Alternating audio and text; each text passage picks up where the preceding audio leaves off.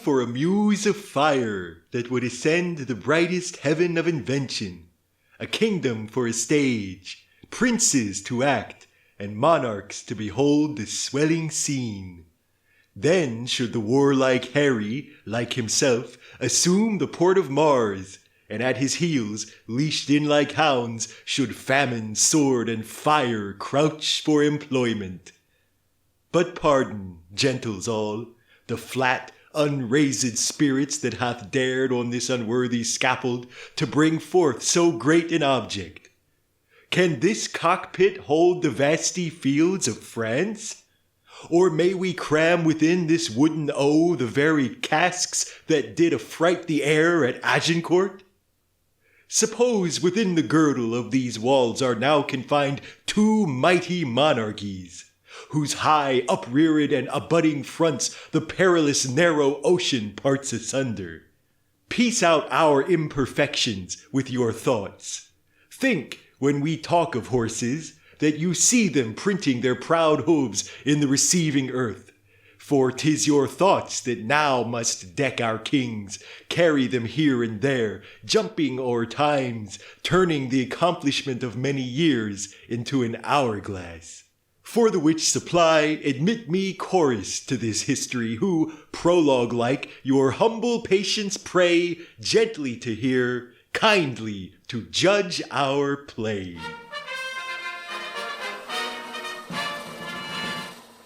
Shall we call in the ambassador, my liege? Not yet, my cousin. We would be resolved, before we hear him, of some things of weight that task our thoughts concerning us at France. God and his angels guard your sacred throne, and make you long become it. Sir, we thank you. My learned lord, we pray you to proceed, and justly and religiously unfold why the law Salic that they have in France, or should not bar us in our claim. Under this conjuration speak, my lord, for we will hear, note, and believe in heart that what you speak is in your conscience washed as pure as sin with baptism. Then hear me, gracious sovereign, and you peers that owe yourselves, your lives and services to this imperial throne. There is no bar to make against your highness' claim to France but this which they produce from Pharamond. In terram salicam mulieris ne succident. No woman shall succeed in Salic land. Yet their own authors faithfully affirm that the land Salic is in Germany. Then doth it well appear the Salic law was not devised for the realm of France. So that, as clear as is the summer sun, King Pepin's title and Hugh Capet's claim, King Louis his satisfaction, all appear to hold in right and title of the female. So do the kings of France unto this day. Howbeit they would hold up this Salic law to bar your highness claiming from the female, and rather choose to hide them in a net than amply to embar their crooked titles usurped from you and your progenitors. May I with right and conscience make this claim? The sin upon my head, dread sovereign. Call in the messengers sent from the Dauphin. Now are we well resolved, and by God's help and yours, the noble sinews of our power, France being ours, will bend it to our awe, or break it all to pieces. Now are we well prepared to know the pleasure of our fair cousin Dauphin, for we hear your greeting is from him, not from the king. Your highness, lately sending into France, did claim some certain dukedoms and the right of your great predecessor, King Edward III. In answer of which claim, the prince our master says that you savor too much of your youth, and bids you be advised, there's naught in France that can be with a nimble galliot one. You cannot revel into dukedoms there. He therefore sends you, meter for your spirit, this ton of treasure, and in lieu of this desires you let the dukedoms that you claim hear no more of you. This the Dauphin speaks. What treasure, uncle? Tennis balls, my liege. We are glad the Dauphin is so pleasant with us. His present and your pains we thank you for. When we have matched our rackets to these balls, we will in France, by God's grace, play a set shall strike his father's crown into the hazard. Tell him he hath made a match with such a wrangler that all the courts of France will be disturbed with chases. How do we understand him well? How he comes o'er us with our wilder days, not measuring what use we made of them, but tell the Dauphin I will keep my state, be like a king, and show my sail of greatness when I do rouse me in my throne of France. For that I have laid by my majesty, and plodded like a man for working days. But I will rise there with so full a glory, that I will dazzle all the eyes of France, yea, strike the Dauphin blind to look on us, and tell the pleasant prince this mock of his hath turned his balls to gunstones, and his soul shall stand sore charged for the wasteful vengeance that shall fly with them. For many 1,000 widows shall this his mock out to their dear husbands, mock mothers from their sons, mock castles down, as some are yet ungotten and unborn that shall have cause to curse the Dauphin's scorn. But this lies all within the will of God, to whom I do appeal, and in whose name tell you the Dauphin I am coming on to venge me as I may, and to put forth my rightful hand in a well-hallowed cause. So get you hence in peace, and tell the Dauphin his jest will savour but of shallow wit, when thousands weep more than to laugh at it. Fare you well.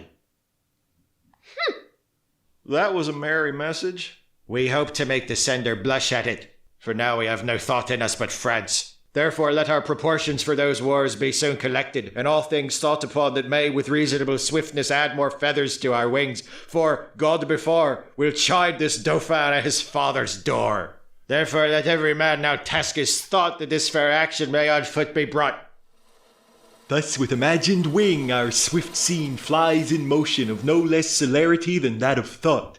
Suppose that you have seen the well-appointed king at Dover pier embark his royalty, and his brave fleet with silken streamers the young Phoebus feigning. Play with your fancies, and in them behold upon the hempen tackle ship-boys climbing. Oh, do but think you stand upon the rivage, and behold a city in the inconstant billows dancing, for so appears this fleet majestical, holding due course to Harfleur. Follow! Follow! Once more into the breach, dear friends. Once more, or close the wall up with our English dead. In peace there's nothing so becomes a man as modest stillness and humility, but when the blast of war blows in our ears, then imitate the action of the tiger. Stiffen the sinews, summon up the blood, disguise fair nature with hard-favoured rage, then lend the eye a terrible aspect. Let it pry through the portage of the head like the brass cannon. Let the brow o'erwhelm it as fearfully as does a galled rock o'erhanging, and jutty his confounded base, swilled with the wild and wasteful ocean. Now set the teeth, and stretch the nostril wide, hold hard the breath, and bend up every spirit to his full height. On, you noblest English, whose blood is fet from fathers of war-proof, fathers that, like so many Alexanders, have in these parts from morn till even fought, and sheathed their swords for lack of argument. Dishonour not your mothers. Now attest to those whom you called fathers did beget you. Be copy now to men of grosser blood, and teach them how to war. And you, good yeomen, whose limbs were made in England, show us here the metal of your pasture. Let us swear that you are worth your breeding, which I doubt not, for there is none of you so mean and base that hath not noble lustre in your eyes. I see you stand like greyhounds in the slips, straining upon the start. The game's afoot. Follow your spirit, and upon this charge cry, God for Harry, England and St. George! Now entertain conjecture of a time when creeping murmur and the pouring dark fills the wide vessel of the universe. From camp to camp, through the foul womb of night, the hum of either army stilly sounds, that the fixed sentinels almost receive the secret whispers of each other's watch. Proud of their numbers and secure in soul, the confident and overlusty French do the low-rated English play at dice, and chide the crippled tardy-gated knight, who like a foul and ugly witch doth limp so tediously away. The poor condemned English, like sacrifices, by their watchful fires sit patiently, and inly ruminate the morning's danger. And their gesture sad, investing lank lean cheeks and war-worn coats, presented them unto the gazing moon so many horrid ghosts. Oh, now, who will behold the royal captain of this ruined band, walking from watch to watch, from tent to tent? Let him cry praise and glory on his head. For forth he goes and visits all his host, bids them good morrow with a modest smile, and calls them brothers, friends, and countrymen. Upon his royal face there is no note how dread an army hath enrounded him, nor doth he dedicate one jot of colour unto the weary and all-watched night, but freshly looks and overbears a taint with cheerful semblance and sweet majesty, that every wretch, pining and pale before, beholding him, plucks comfort from his looks. And so our scene must to the battle fly. Of fighting men they have full 70,000. God's arm strike with us. 'Tis a fearful odds. Oh, that we now had here but 10,000 of those men in England that do no work today. What's he that wishes so? My cousin Westmoreland. No, my fair cousin. If we are marked to die, we are enough to do our country loss. And if to live, the fewer men, the greater share of honour. God's will, I pray thee, not one man more. By Jove, I am not covetous for gold, nor care I who doth feed upon my cost. It yearns me not if men my garments wear. Such outward things dwell not in my desires. But if it be a sin to covet honour, I am the most offending soul alive.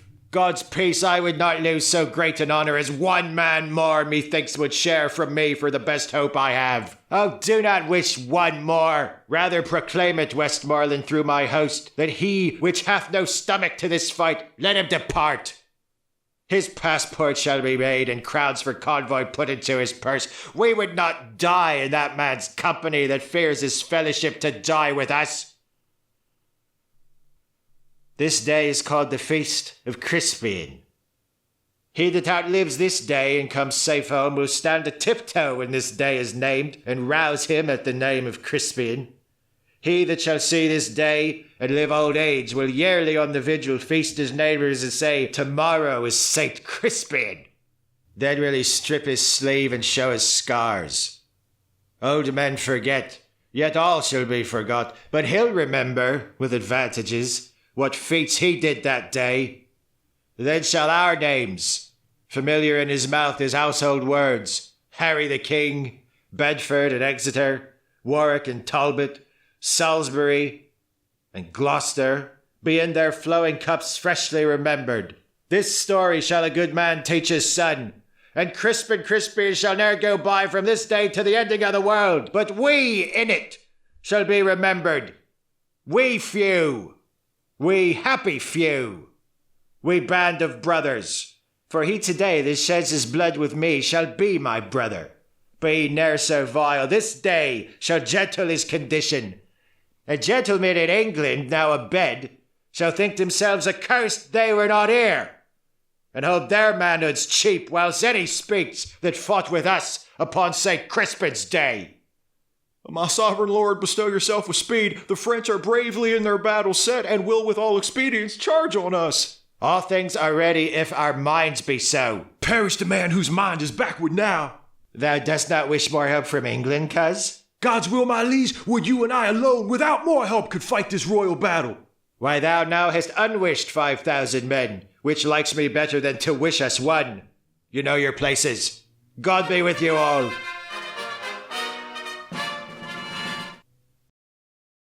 The Duke of York commends him to your majesty. Lives he, good uncle?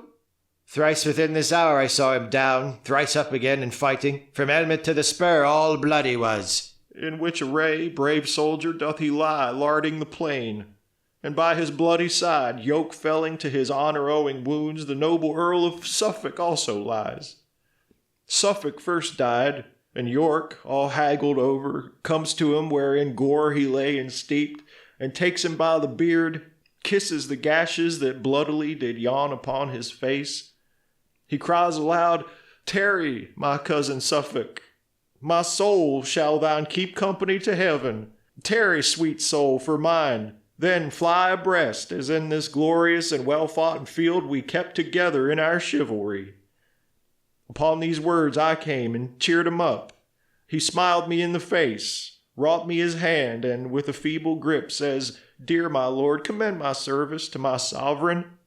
So did he turn, and over Suffolk's neck he threw his wounded arm, and kissed his lips, and so espoused to death. With blood he sealed a testament of noble ending love. The pretty and sweet manner of it forced those waters for me, which I would have stopped, but I had not so much of man in me, and all my mother came into mine eyes and gave me up to tears. I blame ye not, for hearing this I must perforce compound with mixed for lies, or they will issue too. But hark! What new alarm is this same? The French have reinforced their scattered men. Kill the boys and the luggage. 'Tis expressly against the law of arms. 'Tis as errant a piece of knavery, mark you now, as can be offered. In your conscience now, is it not? 'Tis certain there's not a boy left alive, and the cowardly rascals that ran from the battle had done this slaughter. I was not angry since I came to France until this instant. Take a trumpet, herald.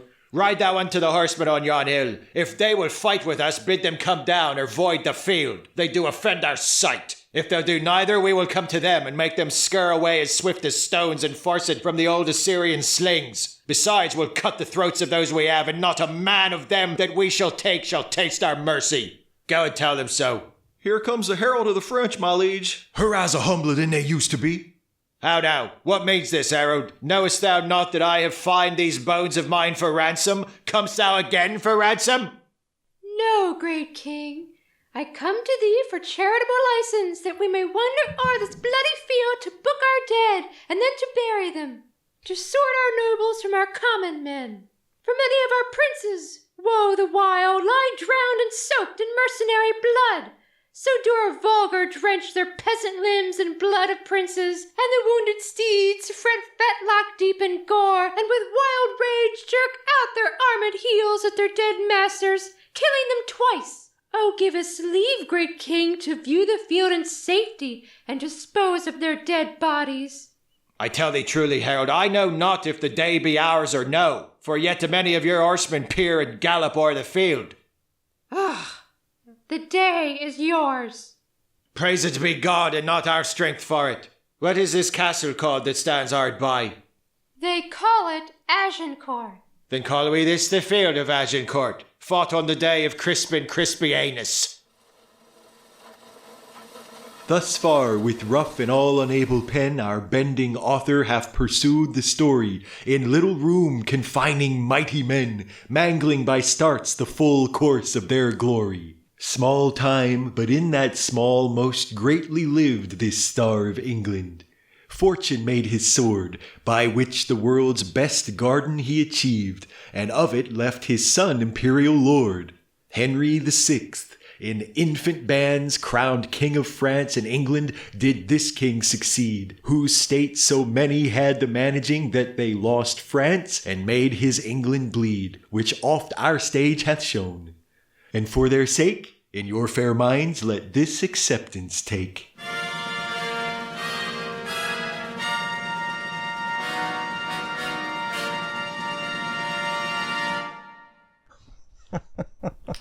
So, what did you think? I thought it was fantastic. Did you write that?